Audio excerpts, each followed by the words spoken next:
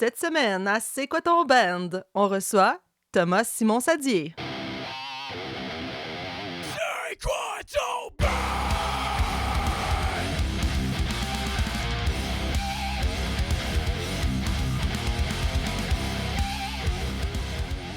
Thomas Simon-Sadier, un musicien français installé à Montréal, multi-instrumentaliste dont l'univers navigue entre pop et rock psychédélique. Nous ne sommes que des étoiles filantes, un peu folles ou un peu caractérielles, à toujours vouloir regarder le monde en pente pour une souffrance des plus exponentielles.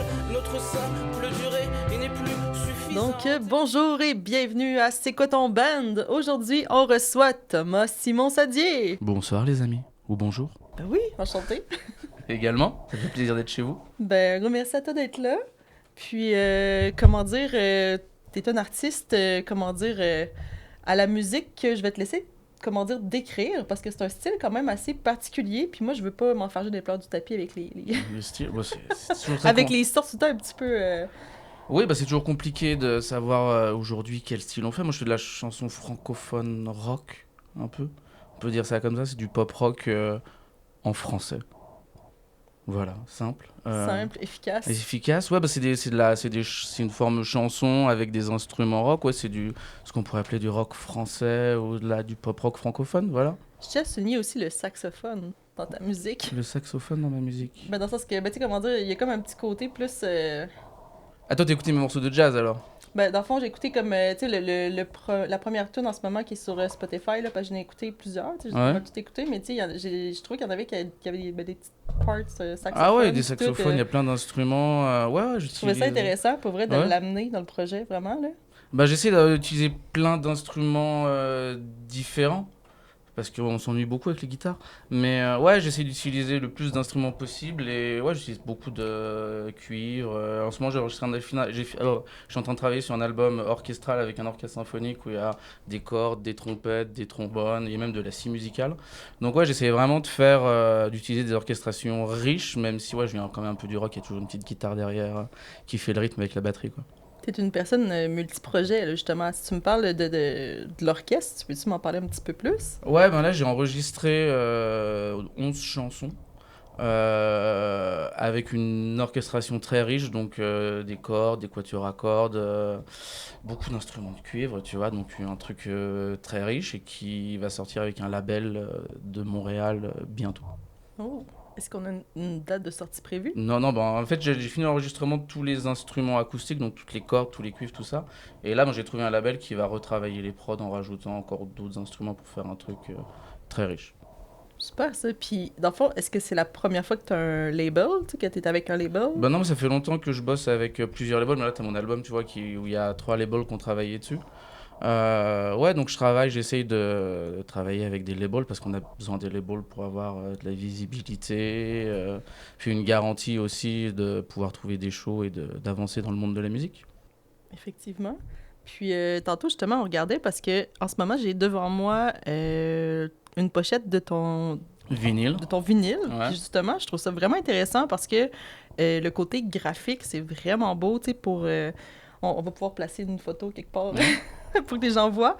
Mais, tu sais, on voit, tu sais, Ça, c'est des Milena dieux qui fait ça, grecs, ça, c'est mon ami, tu sais, on voit justement... ouais. tu sais, on voit aussi le label, le Woody avec le chien, le teckel, les choses comme ça. Mais non, c'est tout pour le visuel, c'est vraiment cool. Ça, c'est mon ami Milena Nisic qui fait ça.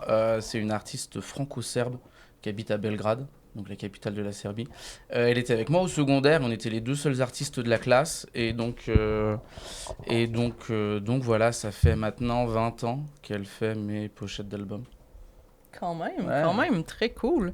Puis, est-ce que c'est un peu toi qui avais décidé un peu que ça s'en allait vers là ou tu as donné carte Ah non, blanche? moi je lui laisse un peu faire tout ce qu'elle veut. Généralement, je lui sors une phrase. Là, je voulais une fille dans une baignoire. Et sur la pochette, il y a une fille dans une baignoire. Et c'est tout. Puis c'est elle qui fait tout le truc. Je lui donne les infos. Puis voilà. Super. Non, mais justement, voilà. Donc, excuse-moi, c'est dur de l'expliquer quand on n'a pas le visuel. Mais non, somme toute, je trouve ça cool. Des fois, les processus créatifs, ne serait-ce que pour le à côté de la musique aussi. Bah, c'est sûr qu'on a un énorme à côté, tu vois, de la musique qui est dans tout ce qui est visuel, clip, vidéo, tout ça. Et c'est vrai que moi, je travaille avec Milena depuis longtemps. Je trouve, j'aime beaucoup son style. Puis voilà, elle fait ça très bien. Elle fait beaucoup de pochettes d'albums. en Serbie pour beaucoup de groupes de rock indépendants. Voilà. Elle commence à avoir sa niche un peu, là. Ouais, la Sani, je me rappelle, elle est très, très, très branchée rock. Elle va au gros concert de rock et elle se met devant pour ne plus avoir d'oreilles. Alors, faut savoir que en Serbie, t'as pas de loi sur la limitation du volume sonore dans les salles de spectacle. OK. Et c'est extrêmement violent. Genre, je suis allé à un festival en Serbie, j'ai jamais vu un son aussi fort de ma vie, quoi. Limite, tu regrettais de pas avoir amené tes Il bouchons. n'y a là. pas de bouchons là-bas. Je demandais aux gens, vous avez des bouchons? Ils me disaient, mais pourquoi avoir des bouchons, quoi? Et je te jure, c'était vraiment... Même moi, j'ai dû aller dehors tellement le son était brutal, quoi. Aïe, aïe, aïe, quand même.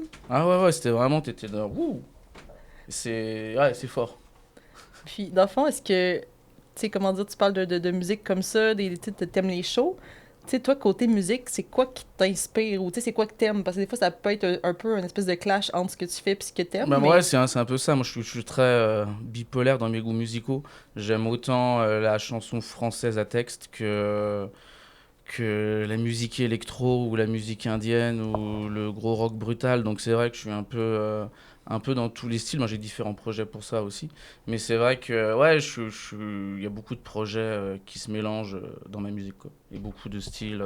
Parce que ouais, j'aime tout en fait. J'aime tous les styles de musique. Donc c'est vrai que c'est pas facile d'en choisir qu'un seul. Puis quand tu parles d'artistes, on parle de qui exactement? Plus Gainsbourg, Ah ouais, Brel, moi je suis très... Brassens? Brassens, évidemment. Tu vois, moi je suis un grand fan de Brassens, Brel, Ferré, Ferrand. Barbara, Ouais. la Dream Team des années 60. Ouais. Après, c'est vrai que je suis très influencé par tout ce qui est rock psychédélique. Je suis un grand fan du Grateful Dead.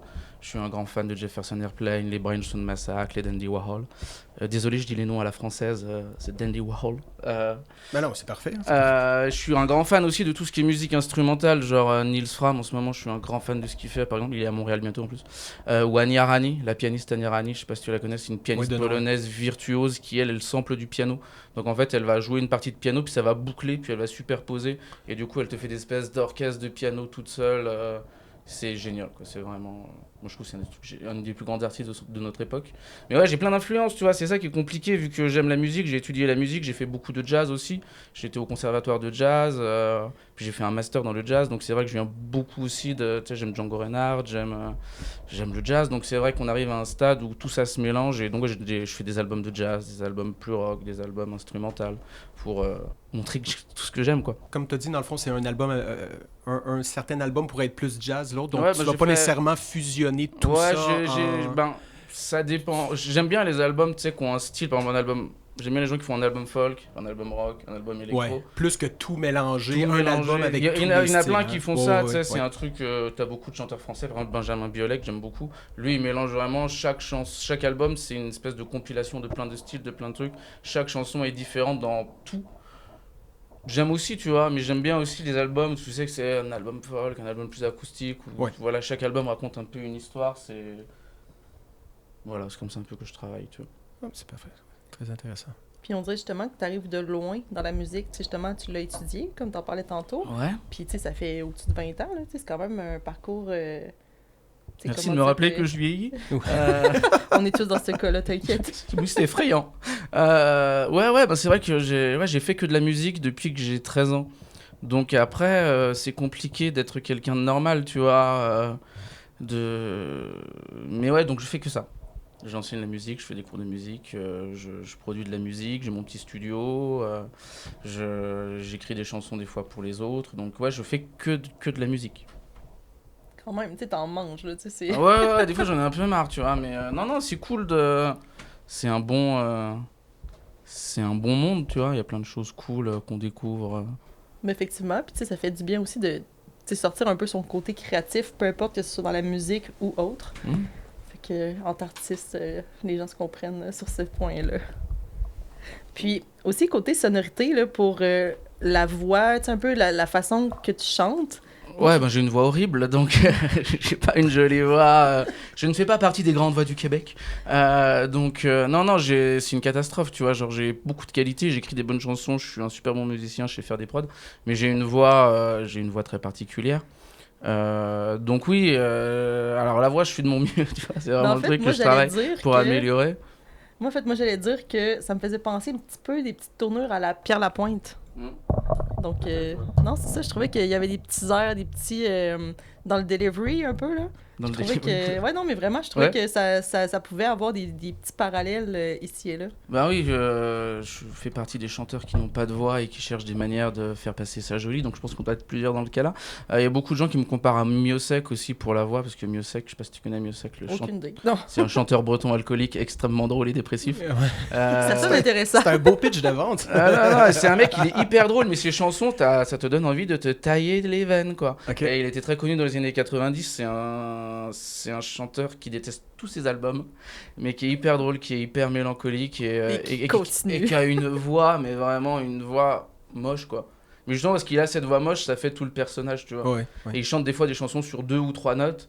Tu vois, c'est vraiment hyper minimaliste. Il a une vieille voix de fumeur de cigarettes. On peut parler de Renault aussi. quand Ouais, même. J'allais Renaud, tellement mais dire c'est- ça, j'étais comme mais tu c'est fais tellement bien penser à Renaud. Renaud dans ta description. Ah, mais Renaud, il parle avec de l'air dans la voix. C'est pas pareil. Ta-ta-ta.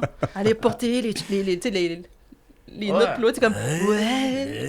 Ouais, mais Renaud, il écrit des Mais- textes aussi qui Exactement. sont extraordinaires. Oui, tu vois, oui, tu absolument. peux- Oui, oui. Non, tu mais vois. juste dire le point que des fois, tu peux être extraordinaire dans l'écriture, puis malgré la voix Ouais. qui est pas virtuose, tu peux quand même avoir des fans. Puis, Ouais, tu sais, c'est ça qui est bien. En fait, le francophone, on s'attache beaucoup au texte. Ouais. Donc en fait, c'est vrai que c'est l'énorme différence avec le côté anglophone, où là vraiment, il faut avoir une bonne voix, il faut bien chanter, il faut que ce soit hyper articulé et tout. Alors que vu qu'on est francophone, le phrasé est forcément différent et on s'intéresse à ce que disent les gens, tu vois. C'est un truc assez étrange d'ailleurs, mais les Américains, moi j'ai beaucoup d'amis américains, en fait, ils écoutent pas les paroles quand ils écoutent une chanson. Oui. C'est un truc dingue, je savais pas ça. Genre, en fait, ils écoutent une chanson des Beatles, ils ont aucune idée de quoi ça parle, faut qu'ils s'arrêtent et qu'ils réfléchissent, alors que nous, en fait, moi je comprends les paroles des chansons en anglais tout de suite, je sais de quoi ça parle, je trouve ça très étrange que eux, c'est pas ce qui les intéresse en fait quand ils écoutent de la musique, c'est la mélodie, c'est la voix et tout, alors que nous, ben, si la chanson parle d'un truc super profond, même si c'est mal enregistré et même si le mec a une voix de camion poubelle, ben, ça va nous toucher, tu vois. C'est un truc Ben oui, si assez... le texte est intéressant, Ouais, bien si le écrit, texte est intéressant, si qu'il y a ça une parle de proposition toi, fun. ouais, tu Mais c'est vois. un très beau parallèle parce que elle, c'est exactement comme toi, beaucoup dans l'analyse, et même moi.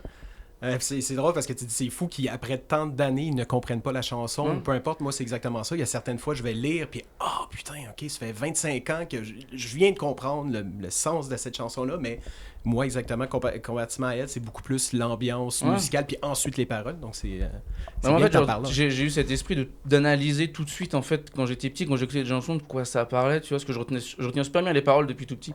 Et en fait, ouais, je pense que ouais, le fait d'avoir des choses à dire dans une chanson francophone, beaucoup plus que dans une chanson anglophone. Bon, il y a des artistes qui ont plein de trucs à dire, comme Dylan ou Leonard Cohen, mais le fait que ce soit beaucoup plus présent et presque obligatoire pour une chanson francophone, Ouais. ça fait que ouais, les gens vont être plus interceptés par le texte que par la qualité de la voix, je pense. Puis toi, dans le fond, pour des gens qui te connaissent pas, parce que au podcast ici, le but c'est vraiment de promouvoir les gens de la scène locale, underground. Qu'est-ce que tu proposes comme texte? Qu'est-ce que tu as à dire dans ta musique? On est parti pour 2 heures. J'ai plein de choses à dire. Alors, de quoi je parle? Moi, je parle beaucoup de notre société, de nos rapports entre les uns et les autres. Mais j'essaye toujours d'analyser ça à partir de mon propre prisme, si on peut dire, tu vois. Genre, chaque chanson parle de quelque chose et j'essaye souvent de faire en sorte que la chanson, la première fois que tu l'écoutes, tu penses que ça parle de ça, alors qu'en fait, non, il y a plusieurs sens, tu vois. Par exemple, Que le monde brûle, c'est pas juste une chanson de colère, tu vois, ça parle d'autres choses aussi. Donc, voilà, Dylan, il fait beaucoup ça. T'sais, Dylan, ses chansons, il y a 5-6 niveaux de lecture, et moi, j'essaye toujours un peu de faire ça, de faire en sorte que, ça paraît une petite chanson d'amour, mais en fait, ça parle de quelque chose d'autre derrière, tu vois. Mais ça, j'aime ça, justement. Tu sais, excuse-moi de la misère avec ma voix. Tu sais, comme Jean-Christophe, il disait, moi, je suis beaucoup dans l'analyse des textes. J'aime vraiment ça. Puis c'est justement, je trouve ça le fun, des petites cachettes un peu comme ça, que tu fais, OK, après l'avoir relu, l'avoir écouté, puis tu fais comme, ben finalement, c'est ça le sujet. Je trouve ça vraiment pertinent. Puis, toi, mettons ton message caché, bref, mettons dans tout ton album. Oh, il y a un message caché dans chaque chanson, c'est ça qui est cool, tu vois. Ou mettons ta chanson à toi préférée et pourquoi, mettons. Moi, ma chanson préférée de l'album, c'est Montréal 5h du matin, parce que c'est une chanson sur un mec qui veut pas rentrer chez lui. Et moi, en fait, quand je fais la fête à Montréal, j'ai pas envie de rentrer chez moi. Dans le fond, c'est un peu toi, la personne. Ouais, c'est un peu moi, mais C'est ça un peu toi, parle le aussi du personnage. fait qu'on n'a pas forcément toujours envie de rentrer chez soi. Et que, tu vois, c'est un mec qui veut pas rentrer chez lui parce qu'il sait pas si sa copine est là ou pas. Mais c'est le fait qu'on se force souvent à être qui on veut pas être pour plaire aux autres. C'est un peu ça le truc caché derrière. Tu vois. Voilà. Et est-ce que c'est un petit hommage aussi à 5 heures Paris se lève de Jacques non, Dutronc? c'est pas du tout une non, référence. pas du tout, ok, c'est ça. Tout le monde me dit, est-ce que c'est une référence à Dutronc? Ouais, ben non, c'est sûr, mais ça... C'est pas la même chanson, c'est pas la musique, il y a juste l'heure qui est la même, tu vois, genre c'est 5h du matin. Mais non, là c'est plus on va se coucher à 5h du matin que Paris se réveille, quoi. Mais c'est vrai que c'est un super morceau de Dutronc. Moi j'adore la flûte dessus. D'ailleurs, il y a un truc marrant à savoir, le flûtiste qui joue dessus, je sais plus comment il s'appelle, c'était un flûtiste de jazz américain. Il a pas voulu qu'on donne son vrai nom. Parce qu'il avait honte de jouer, genre il faisait ça alimentairement, et lui il était juste venu, il a posé le solo en 2 secondes et il s'est barré, il a juste fait ça pour le cash, et il voulait pas qu'on dise son vrai nom sur la chanson parce que c'est de la chanson française et que, tu vois, il a caché son vrai nom et ce morceau est super connu, quoi. Ben ouais, hein. C'est dingue, hein. Ben oui, c'est dingue quand même. Parce qu'il faut s'entendre aussi sur tout ce qui est Jacques Brel, Brassens, ben surtout Jacques Brel, eux pouvaient faire des spectacles aux États-Unis. Il y avait vraiment Jacques Brel, il a un joué au côté Carnegie Hall. international qu'il n'y a plus maintenant de certains Jacques Brel artistes aussi, faut savoir que Jacques Brel, avant de venir aux États-Unis, Sinatra chantait. Faut savoir que Jacques Brel, déjà, c'est l'auteur francophone le plus traduit en anglais. Par exemple, Goodbye to you, my closest friend. Season in the Sun, c'est une chanson de Jacques Brel, c'est le moribond. Ah oui, ok. Ouais, t'en as plein en fait. T'as énormément de chansons que tu connais en anglais, mais qui sont des chansons de Jacques Brel. Ok. Et du coup, Jacques Brel a été énormément. En fait, c'est Mort Schumann, le chanteur. Tu connais Mort Schumann, c'est un chanteur franco-américain, qui a traduit les chansons de Jacques Brel et qui les a vendues aux États-Unis. En fait, donc plein de gens l'ont pris. En fait, quand il est arrivé au Carnegie Hall, il était déjà un peu connu parce que Sinatra chantait Ne me quitte pas, If You Go Away. Donc il a chanté au Carnegie Hall, il a fait 3 dates qui étaient pleines. C'est vrai que les gens étaient fous de lui, mais surtout par les interprétations. C'était une bestiole sur scène, Jacques Brel. Il arrivait, il boum. Et du coup, c'est vrai qu'il était célèbre aux États-Unis. Mais il détestait New York, par exemple, Jacques Brel. Ok. Mais là, on est là pour parler de toi, pas de Brel. Bon, on lui dit un gros moi, je pourrais être Jacques Brel pendant 4 heures. Tu vois, ce mec a une vie tellement incroyable. Ouais. D'ailleurs, allez écouter le film L'aventure, c'est l'aventure. Ouais, un de mes films préférés, L'aventure, c'est l'aventure. Qu'est-ce qu'il est bien, ce film. Oui, c'est bon, c'est un vrai classique. C'est dingue que tu connaisses ce film. En France, il est peu connu, tu vois. Genre, moi, je le montre à mes élèves quand je fais le cours sur Jacques Brel parce qu'il y a tellement les blagues politiques, il y a tellement de trucs, mais c'est toujours l'actualité, ce film. Puis je trouve qu'ils sont tellement bons en mauvais truands. Enfin, allez voir L'aventure, c'est l'aventure. L'aventure, Claude Lelouch. C'est un vrai grand film, quoi. Voilà. Puis aussi, dans le fond, on a des petites questions de bol au travers de notre entrevue parce que, justement, voilà le bol. Puis c'est des questions en général sur l'industrie, mais des fois aussi par rapport au groupe ou à l'artiste. Fait que on va en piger 3 tout le long de l'entrevue. Okay. Donc, je t'invite à prendre la première question de bol. Je prends la première au hasard sans regarder? Ouais. Alors, quel est le thème récurrent qui vous inspire le plus lorsque vous écrivez une chanson?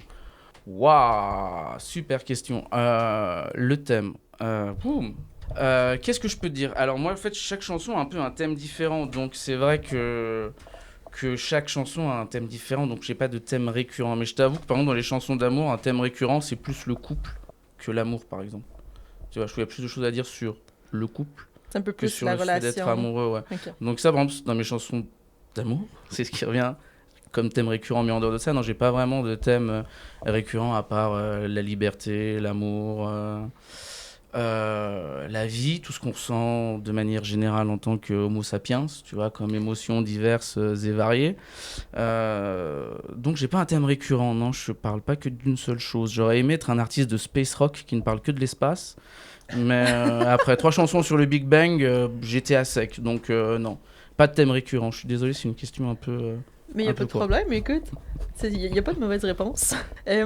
Puis sinon aussi, côté musique, côté tournée, côté show, y a-t-il des choses qui s'en viennent? Ouais, moi j'ai pas mal de... Alors, j'ai pas mal de choses cet été. Là, j'ai fait un peu un break parce que j'ai eu un truc bizarre qui s'appelle un enfant.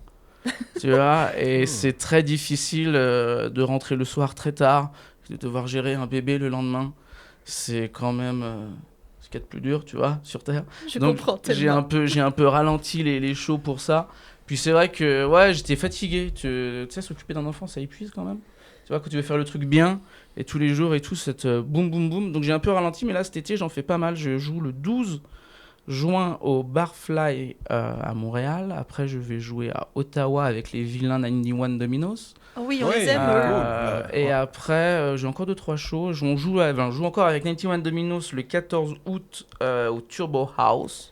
À Montréal. Et puis voilà, puis quelques... À Ottawa, est-ce que tu te souviens de l'endroit? C'est l'Avant-Garde Bar. L'Avant-Garde Bar, ok. Parfait, je connais pas. Donc voilà, on sera là-bas le 1er août avec les vilains garçons des 91 Dominos. C'est une belle introduction pour les décrire. Nous autres, on Ok, les donc c'est adore. un spectacle tout en français, là. Bah non, ils chantent en anglais. Oui, ben, je parle, pardon, tout en français. Nationalité française. C'est ça, oui, non, c'est bien ça. C'est cool. Mais j'ai une question pour toi. Est-ce que ça a été, tu sais, le 20 ans de musique et tout, ça a été une partie en France et ensuite ici? Ouais, j'ai fait beaucoup. Ouais. Bah oui, j'étais en France. Moi, ça fait que 5 ans que je suis là. Ok. 6 ans bientôt. Rapidement, là, un topo. Qu'est-ce qui est bien et moins bien de France versus Québec un peu dans le... Dans le monde de la musique, entre les shows, alors, Ouais. il y a un truc qui est génial au Québec, c'est que les gens t'écoutent. Faut savoir. Il y a un truc qu'il faut savoir, c'est il y a une énorme différence dans le rapport social qu'on a entre les shows, entre les Français et les Québécois.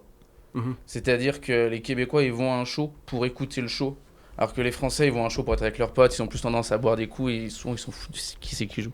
Donc t'as vraiment ce luxe ici au Québec d'être écouté par le public quand tu joues, les gens viennent te parler de tes chansons après, ça c'est vraiment super bien. L'énorme différence aussi est économique. Nous en France, on a la chance d'avoir l'intermittence du spectacle. Je sais pas si vous connaissez un peu le système, c'est-à-dire qu'en fait, genre quand tu as un certain nombre de cachets durant ton année, tu as le droit à une sorte de chômage qui fait qu'en fait les jours où tu travailles pas, tu es payé. Et ce qui fait que les artistes, ils peuvent vivre de leur musique alors qu'ici c'est beaucoup plus compliqué. Tu vois, genre c'est une économie Ça capitaliste. n'existe pas ici. Faut louer les salles pour jouer, beaucoup. C'est un truc qui n'existe pas en Europe où on te paye pour venir jouer. T'as d'autres choses. C'est plus difficile de parler avec les maisons de disques en Europe. Ici, c'est plus facile de les trouver, c'est plus facile d'avancer dans le monde de la musique. Ok. Il y a... La concurrence n'est pas la même. Voilà, puis bon, l'avantage du Québec, c'est que dès que tu chantes en français, ça avance tout de suite plus vite. Et nous, en Europe, on est en train de délaisser nos langues, la langue francophone. Par exemple, en France, la plupart des groupes maintenant chantent en anglais. Moi, j'étais beaucoup en Suisse. En Suisse, plus personne chante en français parce que c'est déjà dur de vivre de sa musique en Suisse parce que tout coûte cher, mais c'est plus facile de s'exporter, donc les gens pensent d'abord à s'exporter, mais c'est un piège aussi parce que quand tu chantes en anglais, t'es en rivalité avec Beyoncé, quoi. Ouais. Tu vois, quelque part, c'est pas le même marché, c'est pas le même truc. Donc ouais, moi je suis venu là pour le français parce que je chante en français, que je veux continuer à chanter en français, que je chante très mal en anglais. Donc je suis venu au Québec, t'as pas mal d'avance. C'est différent, c'est deux mondes musicaux très différents, même si t'as toujours le même système. T'as des bookers, t'as des labels, t'as tout ça. T'as des choses différentes aussi, si t'as les trackers radio. C'est un truc qui n'existe pas du tout en Europe, il n'y a pas de tracking radio.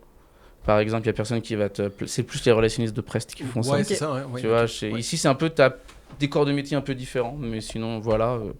T'as eu le temps d'explorer un peu les deux systèmes. Ouais, j'ai pas mal exploré les deux systèmes. Sinon, côté, comment dire, aventure de show, entre parenthèses, dans ça, ce que tu sais, on aime tout le temps savoir un peu les périples, les choses comme ça qui te sont arrivées. T'as-tu des histoires anecdotes, mémorables? T'as-tu des anecdotes, quelque chose? Ouais, nous en arrivait beaucoup, nous, hein, quand même. Non, on a dormi dans des endroits effrayants, hein. On a vu des choses... oui. Non, une fois, j'avais un concert, c'était en France, dans une salle qui s'appelait l'Indus.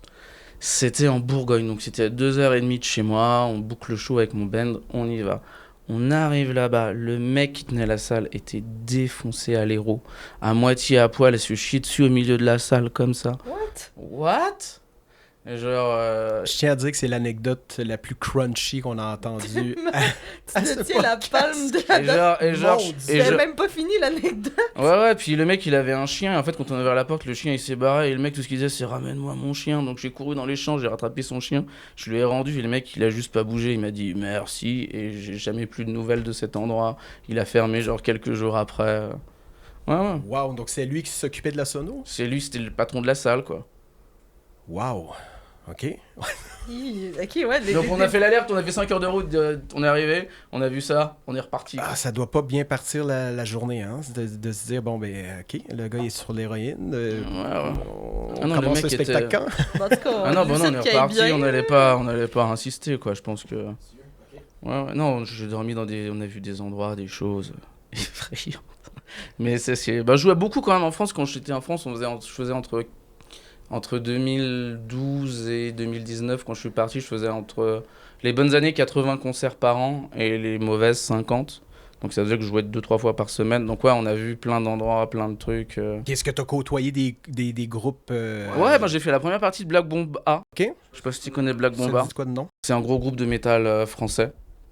Vraiment super sympathique. J'ai joué en première partie des Fatal Picard aussi dans un festival. Ouais. J'ai jamais eu aussi chaud de ma vie. C'était le festival où il faisait le plus chaud, je te jure.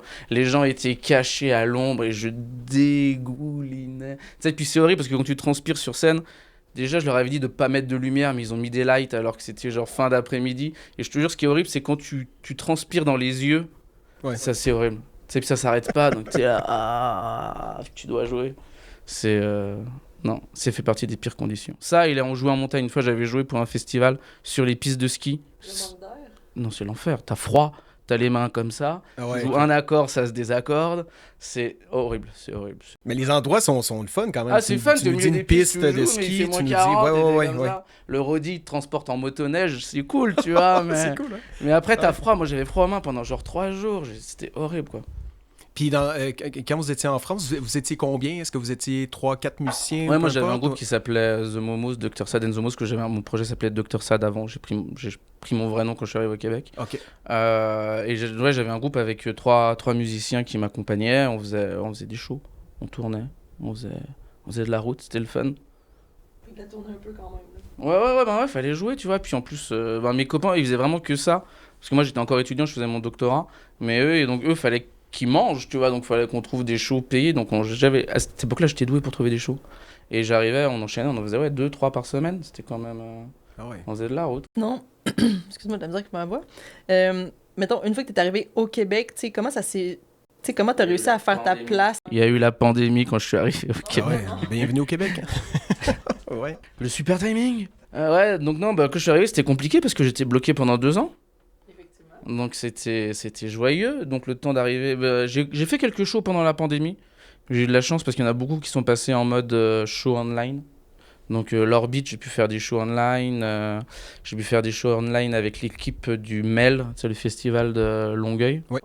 Il m'avait invité à faire un show en ligne. J'ai pu faire 2-3 trucs en ligne. Puis après, quand ça a réouvert, moi j'aimais bien au début les shows avec moitié de capacité et les gens assis. Moi j'aime bien jouer, j'aime bien les concerts assis. Et c'était trop génial. Donc toi, tu veux qu'il y ait un retour non, je veux pas qu'il y ait un retour, mais je trouvais ça génial d'aller dans des salles où t'étais pas genre tous entassés, où t'étais. Ça, c'était plus, je sais pas. Ouais. Mais j'étais allé voir Dumas, justement, à Montréal pendant la pandémie, puis justement avec la distanciation. C'était quelque chose de spécial. C'était pas nécessairement mauvais, mais c'était quelque chose de nouveau, tu sais, de voir avec l'espace, puis assis. T'avais les places, assis. Ouais, après, quand t'écoutes un truc comme ça, moi, j'aime les concerts assis. Ouais. J'ai eu beaucoup de concerts dans les fosses qui étaient épouvantables, voire dramatiques. Oasis, par exemple. Quelle horreur, ce concert. Non, en fait, je suis allé voir Oasis et mes potes ils voulaient être devant. On a fait la queue et j'ai été devant. Et quand la première partie a fini, j'ai avancé de 5 mètres tout seul. Tu sais, en étant serré tellement les gens. Et j'ai horreur de ça en fait. Moi, j'aime bien m'asseoir à un concert parce que j'y vais pour apprendre aussi, tu vois. Et j'aime être assis, regarder comment ils font, tu vois. Et pas avoir des gens qui bougent dans tous les sens ou qui parlent. D'être toujours vers la ligne où est-ce que les gens passent toujours. À chaque fois qu'on voit un spectacle, on bouge quelques pas, puis là, les gens commencent. Puis donc, je comprends totalement d'être assis. Enfin, tu peux te concentrer sur le spectacle, sur les. Moi, j'aime bien les amphithéâtres, les trucs où t'es assis, t'es posé, tu vois, dans haut, c'est super agréable. Justement aussi, c'est comme, en tant qu'artiste, ça doit être spécial dans le sens que vivre aussi le show assis, mais aussi, tu sais, en mode pandémie, ça doit tellement être spécial de jouer juste en ligne. T'es comme, bon, je record de quoi, mais j'ai pas le crowd pour l'énergie, puis tout, l'effet qu'il y a du monde qui regarde, là. Ça arrive quand t'es artiste indépendant de faire des shows où t'as 3 personnes, hein. Ouais. Donc faut aussi, tu joues tes chansons en regardant la caméra, puis tu dis 2 blagues à la caméra, puis voilà, c'est fait. C'est pas non plus insupportable, hein, on va pas pleurer, mais c'est vrai que c'était. C'est bien, moi ça m'a fait des jolies vidéos de mon set, bien propre, bien filmé, nickel. Mais voilà, c'est vrai que ça a changé pas mal le monde pendant un petit moment, ce truc, hein. Effectivement. Moi, j'irais avec une autre question de Bold. Une autre question de Bold ? Ouais. Alors, laquelle on a ? Avez-vous l'impression que la scène locale est suffisamment soutenue par les médias et les institutions ? Alors, bonne question. De manière générale, dans tout ce que j'ai vu, non. Parce que ce soit en Europe ou ici, en fait, les scènes locales intéressent peu le grand public de manière générale. Malheureusement. Et je trouve que c'est un truc assez triste que personne n'en parle en fait. Parce que le monde underground et toute cette scène émergente, c'est quand même les artistes de demain. Et je trouve que, où que ce soit en France, en Suisse ou dans tous les pays où je suis allé, c'est vrai que la scène locale n'est pas énormément soutenue par les grandes institutions mainstream, les gros médias comme le son, la télévision ou les grosses radios, même s'il y a de plus en plus de radios qui passent de la musique émergente. Ici, c'est une chance quand même d'avoir ça. Ouais. En Les Europe, c'est... universitaires aussi. Ouais, beaucoup, les collèges radio, tout ça, beaucoup, c'est un truc qui n'existe pas en Europe, tu vois. Ouais. Où c'est encore plus dur, tu vois, le terme de scène émergente n'existe pas en Europe, tu vois. Mhm. Donc tu joues dans les lieux underground en espérant petit à petit passer au cercle supérieur. Puis ne serait-ce aussi que je trouve les villes, surtout, ne serait-ce que le meilleur exemple, le fait que oui, il y a des groupes du Québec, mais il n'y en a pas assez, ça devrait être plus poussé, donc les villes doivent... C'est souvent, on veut l'artiste qui pogne, l'artiste qui est connu. Oui, mais il y a des gens ici qui habitent ici, qui font leur truc depuis 15 ans, donc pourquoi... Tous ces gens-là ont tous commencé au bas de l'échelle comme tout le monde. Donc, après, la petite chance de plus qu'ils ont eu. C'est la petite chose, c'est pour ça qu'il faut pas perdre espoir et continuer. Ouais. Mais ouais, c'est vrai que c'est super dur quand t'es un artiste local et que ça démarre jamais, quoi. Mm-hmm. Donc après, comment faire, quoi. C'est sûr que les médias, ici, t'as la chance quand même, je trouve que les médias parlent quand même pas mal.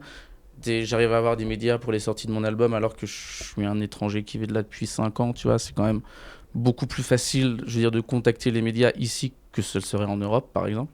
Oui, après, je pense que ça manque des émissions aussi pour les artistes locaux. C'est un truc qu'il y avait beaucoup avant, je pense, au Québec. On en parlait beaucoup avec, comment ça s'appelait ? Musique Plus, c'est ça, l'émission de radio ? Oui, il y avait Musique de télé. Voilà, mais après, on est aussi à une époque, je pense, où la musique a beaucoup moins de valeur qu'elle ne l'avait avant.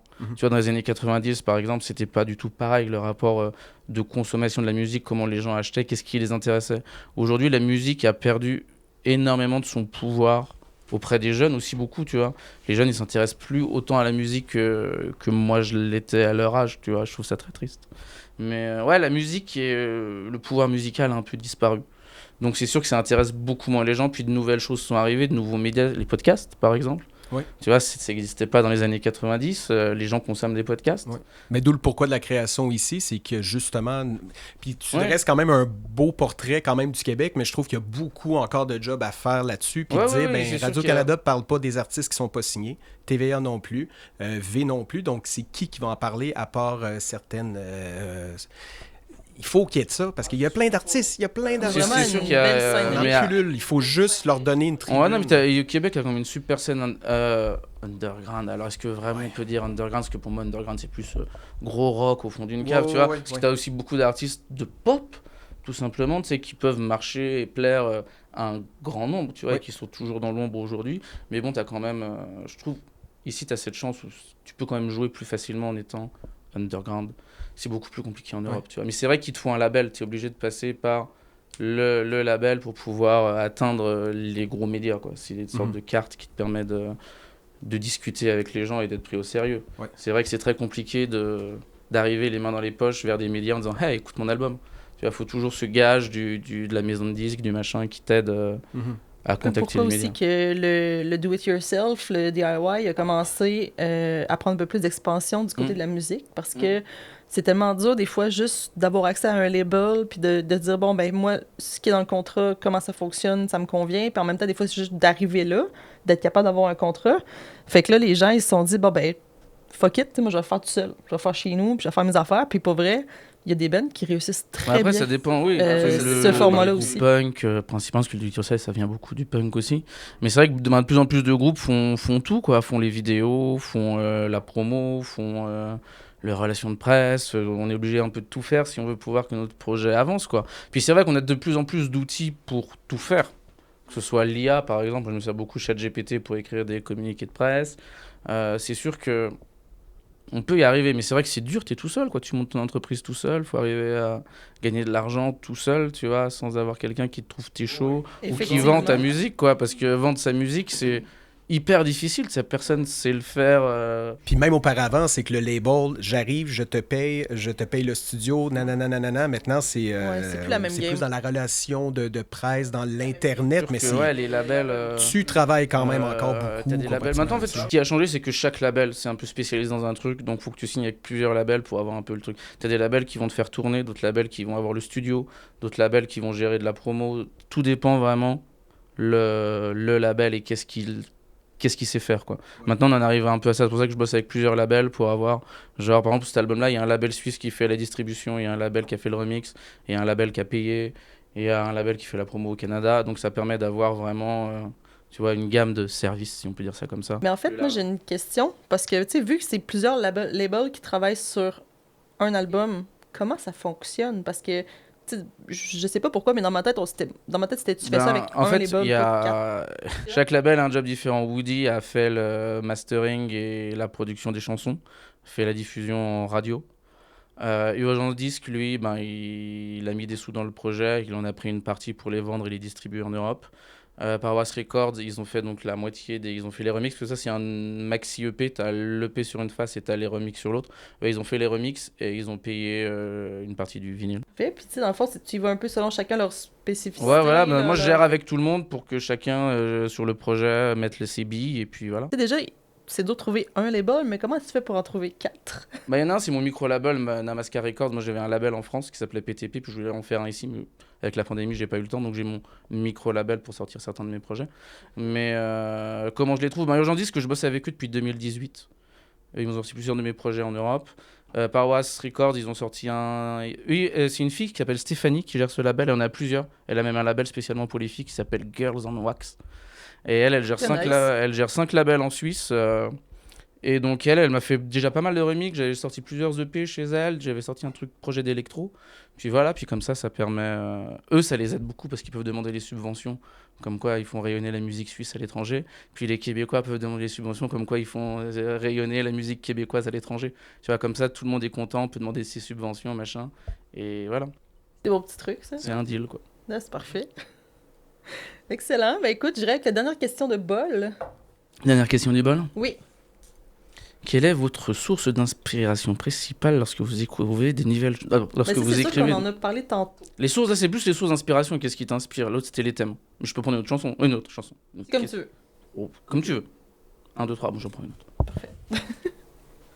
C'est juste pour pas te faire répéter plein. Si vous pouvez donner un conseil à un jeune musicien qui commence aujourd'hui, que serait-il? Ne pas faire de musique. Non. Non, déjà, voilà, si tu veux commencer dans la musique, le premier truc, c'est de faire des études de musique. Je pense qu'en fait, le moyen d'être concurrentiel, c'est de savoir de quoi tu parles. Donc déjà, de faire des études de musique et d'aller le plus loin possible pour avoir un plan B pour manger, tu vois. Moi, j'ai la chance d'avoir fait beaucoup d'études qui me permettent de bosser à l'université et de pouvoir vivre de la musique d'une autre manière que juste en faisant des concerts. Donc, faut savoir que tous les grands compositeurs, Beethoven, Mozart, donnaient des cours de musique. Donc, quelque part, forme-toi pour avoir genre une maîtrise ou un master en musique. Tu pourras toujours être prof de musique au secondaire. Tu pourras toujours donner des cours de guitare. Et ça fait sérieux dans un CV de musicien d'avoir fait des études. Et après, faut trouver des gens avec qui travailler. Donc, faut se battre. C'est un monde dur et impitoyable. Mais merveilleux, où on vit plein d'aventures. Et on a plein d'histoires horribles à raconter. Et voilà. On adore les histoires horribles. Ah ouais, j'en ai des trucs. Ouais, je peux t'en raconter 10 000. Une fois, on dormait, on avait fait un show. Et le mec nous dit, ouais, vous allez dormir dans le sous-sol et tout. Et le mec fait, faites gaffe, il y a quand même, il y a des chances qu'il y ait des trucs dégoûtants. Mais je sais plus ce qu'il avait dit. Et en fait, il y avait un sandwich Subway qui était là depuis genre 15 ans, tu vois. Genre qui avait pas bougé. C'était là où faisaient dormir les musiciens. Il y avait des matelas avec des traces. Parce que le mec, il avait une salle et c'est là où on dormait. Il faisait pas le ménage. Et franchement, j'ai dit, oh gars, on dort dans la voiture, quoi. Et vraiment, j'avais vu le truc, il y avait un sandwich Subway et... Oh, il était noir. C'était merveilleux. Dans le Donc, fond, on a dormi il y dans la avait quasiment voiture. un nom, là, tu sais. Ouais. Ça, c'est en Europe ou... Ouais, en Europe. Ah ouais, ok, Ici, je je savais trouve pas qu'il y avait... ouais. Non, ici, t'es bien accueilli. T'as pas... en fait, le problème en Europe, c'est qu'on a beaucoup des associations. C'est des lois 1901. C'est-à-dire qu'en fait, c'est eux qui organisent la majorité des shows. Parce qu'en fait, nous, on a peu de... Soit c'est des grosses boîtes, genre Live Nation qui gère les gros shows, genre Oasis, les gros machins. Mais les petits shows, les petits festivals, ce qui est à taille humaine dans les villages, dans les villes, c'est des associations qui gèrent ça. Donc c'est souvent des gens qui font ça à côté, qui arrivent à avoir un bâtiment filé par la ville pour y faire une salle de spectacle, puis qui ont un boulot à côté, comme toi et moi. Ou souvent, t'as des squats aussi. Moi, j'ai joué dans des squats. Genre à Rumi, il y avait un mec qui avait réussi à squatter une ancienne tannerie. Donc un bloc industriel de 1 hectare. Et il avait fait une ville dedans, avec des gens qui squattaient là, ils vivaient là, ils faisaient du troc, ils faisaient de la déco, et il y avait une salle de spectacle dedans, quoi. Où le dimanche soir, t'avais des Ok, concerts. c'était plus communautaire et Ouais, non c'était plus communautaire, mais place vraiment de un truc piquerie hippie puis de. punk, Ok, ouais. tu vois, et t'avais des shows là, et on a passé des super bonnes soirées, vu des super bons shows. Mais voilà, c'était rock'n'roll. Très cool. Puis, Ouais. tu sais, vu que t'as d'avoir joué dans plein de contextes vraiment, Ouais. c'était quoi pour toi, mettons, ton show le plus mémorable? C'était où? C'est le concert, c'est pour le prochain concert qui vient, je sais pas. Ouais, quel beau concert j'ai fait. Ouais, la première partie de Black Bombard, on avait joué, c'était super chouette. On a fait quelques bons festivals, ouais. Ouais, l'usine de Genève. Alors, si un jour vous allez en Suisse, il y a un lieu alternatif en plein centre de Genève qui s'appelle l'usine. Ça existe depuis 36 ans. Quand je te dis lieu alternatif, c'est vraiment alternatif. C'est-à-dire que les gens vivent dedans, il y a des capitaines qui habitent dedans, c'est un squat géant, mais dedans, tu as une maison de disques, tu as un barbier, t'as une bibliothèque, t'as un cinéma, non, il a fermé le restaurant. Le restaurant s'appelle Cannibal. Il était au dernier étage. Et genre, c'est un chef étoilé qui fumait des joints en te faisant ça à la bouffe, tu vois. Genre, c'est vraiment beaucoup de drogue aussi dans ce truc-là. Et en fait, c'est un endroit où je sortais quand j'étais jeune. Et j'adore cet endroit. Et j'y ai joué 2 fois. Et je t'avoue qu'à chaque fois, c'était magique, quoi. J'ai besoin de plus d'explications. Un chef étoilé. Ouais, mais en fait, ils met avaient un des restaurant joints. qui s'appelait le Cannibal en haut. Et vraiment, le mec, il cuisinait au milieu. Mais ouais, il est fumant des gros pétards. Parce qu'en fait, tu peux fumer dedans. Enfin, t'as pas le droit. Mais on s'en fout. Donc, la weed est interdite en Suisse. Et du coup, c'est vraiment. En fait, c'est un lieu où tu peux autant voir des punks à chiens, des mecs avec des crêtes qui sentent mauvais, à moitié SDF. Et tu peux croiser des chefs d'entreprise, un attaché case et cocaïne dans le nez. T'as vraiment les deux mondes, donc c'est extraordinaire, tu vois. C'est vraiment un espèce de truc. Si toi qui veux visiter la Suisse, Toi, je veux visiter la Suisse, j'ai des bons spots pour toi. Post Tenebra, c'est spécial punk et metal. Et c'est un hangar avec un son malade. Et t'as que des gros groupes qui jouent là-bas, les Melvin, des trucs comme ça. Je suis allé voir des dizaines de super groupes. Et ouais, avoir joué là-bas, c'est une des grandes fiertés dans ma vie, quoi. Parce que je sortais là-bas quand j'avais 16 ans, tu vois. Je me disais, ouais, un jour, je vais jouer là, tu vois. Et quand j'y ai joué, j'étais super content. Une fois, on avait fait un show, je me rappelle, un show pourri, vraiment le show pourri. On joue dans un bar, Café du Soleil, dans un village. Personne. Samedi soir, 4 clampins. On joue avec mon groupe, j'ai joué avec mon meilleur ami Khaled. Et là, il y a un mec ivre-mort qui vient nous voir, qui attrape mon copain bassiste par le callback et qui lui dit, et maintenant, tu nous joues un bon petit Pink Floyd. Le mec, il a reculé de 4 pas. Il est tombé en arrière.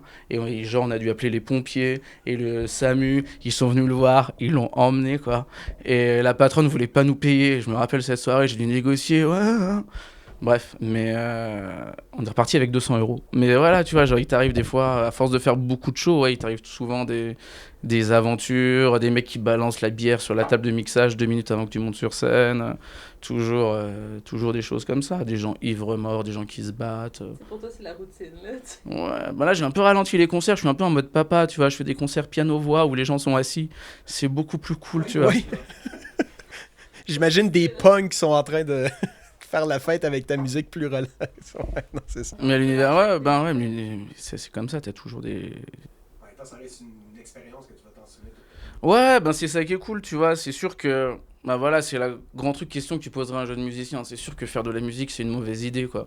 C'est hyper compétitif, il y a peu de chances que ça marche, il y a peu de chances que tu gagnes beaucoup d'argent, que tu sois une star, mais t'as quand même plein d'histoires super marrantes à raconter. Tu te fais des copains avec qui que tu oublieras jamais. Tu rencontres des gens merveilleux qui t'interviewent, qui sont là, raconte-moi encore tes belles histoires.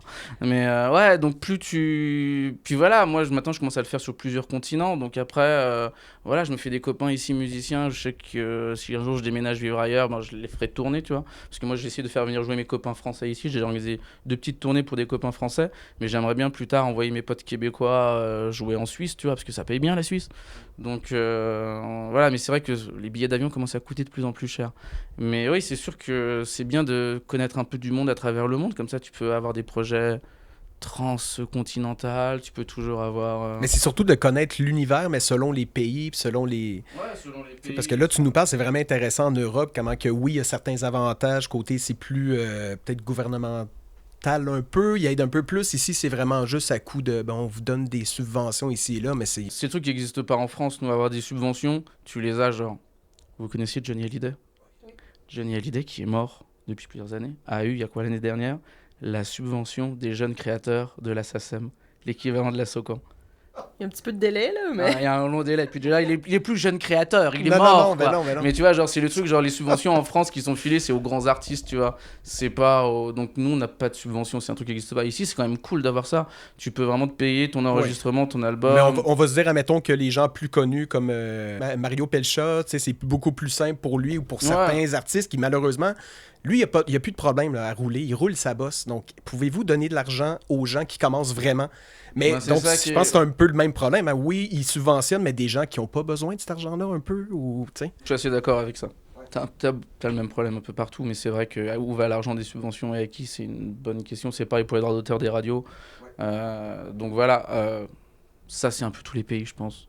C'est vrai qu'il faudrait que ce soit mieux redistribué, mais c'est pas nous qui gérons ça, malheureusement. Mais en même temps, comme tu dis, au moins tu peux être musicien, puis l'autre partie que tu travailles pas, quand même, tu peux avoir de l'argent. Ici, c'est va travailler, c'est tout. On va pas te donner de l'argent parce que tu es un musicien, alors que c'est l'idée un peu de les musiciens, c'est pas juste des merdes, c'est pas juste. Non, c'est des humains. Puis mais après, c'est ici t'as la notion d'artiste entrepreneur, ce qui est pas la même chose.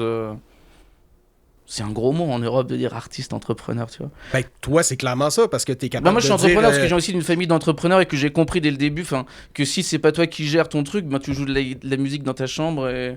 Ou tu te fais tout voler ton argent puis t'as un gros succès, mais... c'est clairement une business, c'est vraiment une entreprise. Faut savoir que voilà, moi, les droits d'auteur, tout ça, je m'intéresse beaucoup à ça. Dès que je suis arrivé, je me suis inscrit à la Socan, à la Soproc, à tout ça, tu vois, c'est quand même... faut savoir comment fonctionne l'argent, d'où ça vient, donc c'est sûr que t'es obligé d'avoir ce côté un peu entrepreneur. Oui, on est tous un peu entrepreneurs face au capitalisme méchant qui nous pousse à l'être. Mais oui, c'est sûr que si j'ai pas la même notion entrepreneuriale, je devrais y passer plus de temps pour être considéré comme entrepreneur.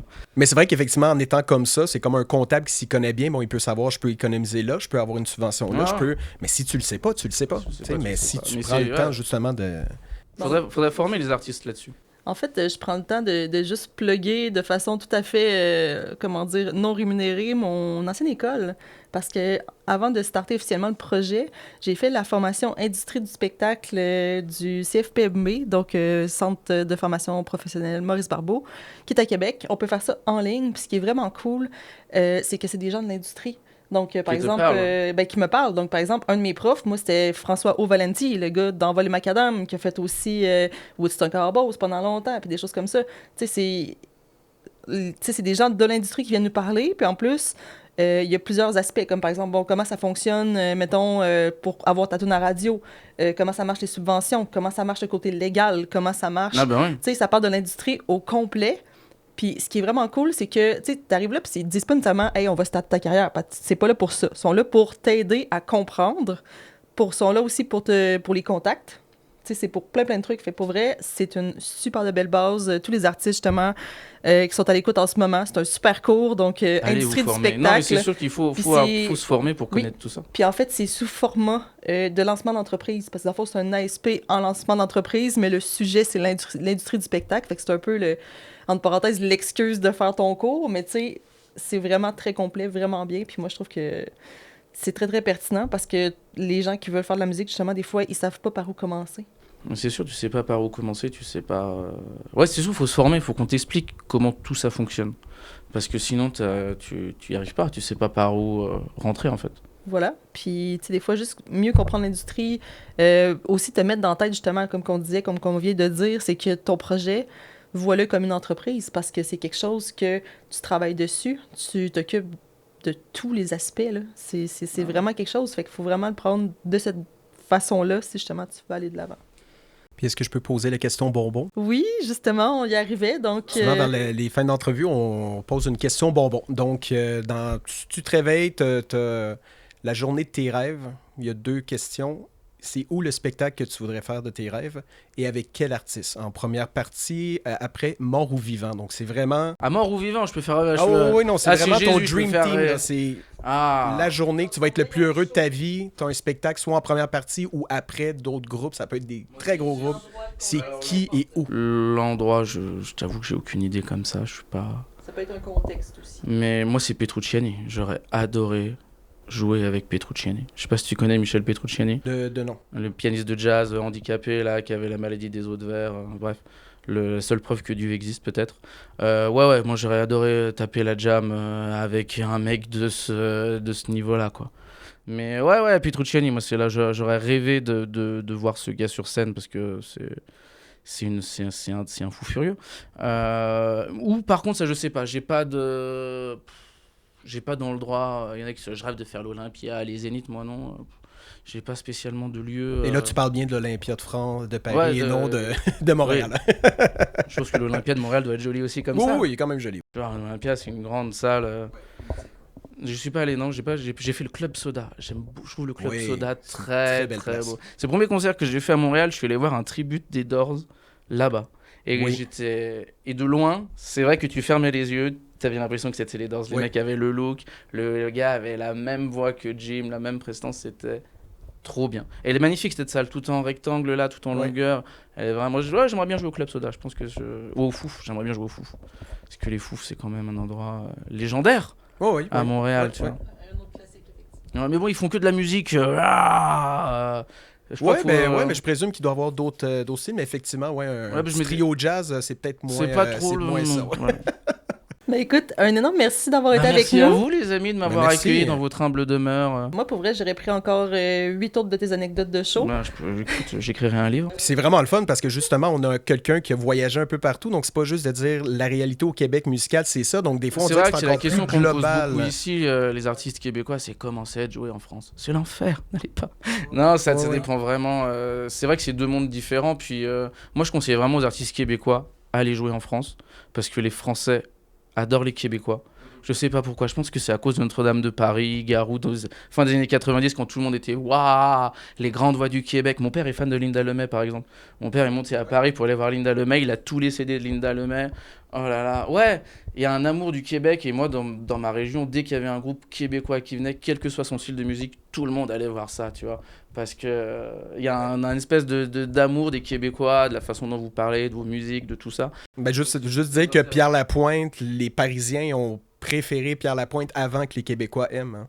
Parce que Pierre Lapointe n'était pas connu ici, puis un peu snobé, je te dirais, vu qu'il parle pas moué, toué. Donc c'était un peu, français un peu plus international. Donc ça a été snobé un certain moment au Québec. Il va en France, il faisait des spectacles, il commençait à avoir un certain succès. Puis c'est après qu'il est revenu, là, tout d'un coup, là, c'est un artiste accompli. Alors moi, j'ai souvent entendu qu'il y a au Québec, il y a cette espèce de rêve de tout artiste français d'être connu en France, parce que c'est un énorme truc. Il y a beaucoup d'artistes québécois en France qui sont très connus, Isabelle Boulet, qui est en couple avec notre ancien ministre de la Justice, Dupond-Moretti. Ah, mon Dieu, ok, oui. Ça, je le savais pas, et je l'ai appris, incroyable. Ah ouais, ok. Ah ouais, ils vont bientôt se marier apparemment. Ouais. Il y a Natacha Saint-Pierre qui a demandé la nationalité française il y a ce mois-ci. Tu vois, donc nous on a beaucoup des acteurs, humoristes, il y a eu beaucoup de couples franco. Linda Lemay qui était mariée avec l'humoriste Laurent Gérard pendant longtemps. Il y a un long contact franco-québécois depuis toujours. Donc allez jouer en France, vous allez vous éclater. Avec plaisir, écoute. Est-ce que avant qu'on termine, tu avais des choses à plugger? Il y a mon album qui est sorti là, le 23 mai. Il y a une version avec tous les remixes qui va sortir le 20 juin. Là, je suis en train de travailler sur une version en italien parce que j'ai un label en Italie et que je vais faire ces chansons-là, mais en italien. Ça va être très rigolo. Je continue à bosser. Là, je viens de signer avec un nouveau label pour un nouvel album. Et puis, mes autres projets, j'ai un groupe qui s'appelle Lesbian Speed Dating. On va sortir un album normalement en septembre. Puis voilà, la musique continue. Puis ce groupe-là, c'est dans quel style de Les musique? Beatles, sous drogue, avec des voix féminines et de la musique électronique. C'est sûr qu'on C'est va ça ma aller voir question, ça. s'il y avait des femmes. Ouais, c'est des voix de femmes, c'est très pop, très psyché. Genre de la musique des années 60, mais un peu électro, tu vois. Non, mais pour vrai, t'es une belle découverte, dans le sens qu'on peut aller dans tous les sens avec toi. C'est vraiment intéressant. Merci Alexandra. Merci à toi encore. Merci à vous les amis.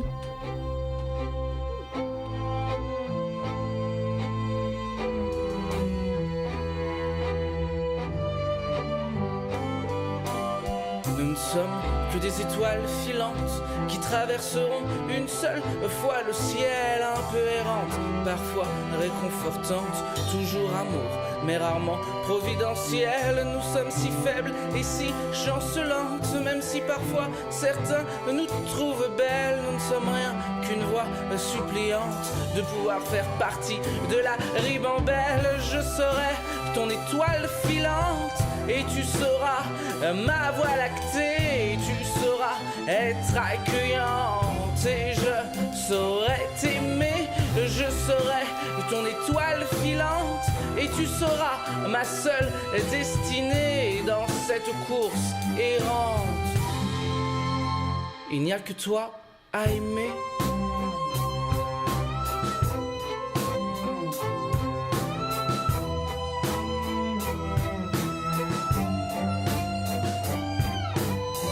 Nous ne sommes que des étoiles filantes, un peu folles ou un peu caractérielles, à toujours vouloir regarder le monde en pente pour une souffrance des plus exponentielles. Notre simple durée n'est plus suffisante et on rêve à des univers artificiels, à vivre de nouvelles étendues glaçantes. Cette course effrayante n'est plus réelle. Je serai ton étoile filante et tu seras ma voie lactée. Et tu sauras être accueillante et je saurais t'aimer.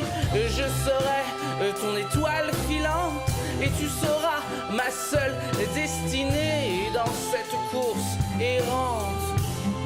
Il n'y a que toi à aimer. Nous ne sommes que des étoiles filantes, sans arriver, sans plan de vol. Malgré cette existence flamboyante, on s'entretue toujours pour du pétrole. Je serai ton étoile filante et tu seras ma voie lactée. Et tu sauras être accueilli.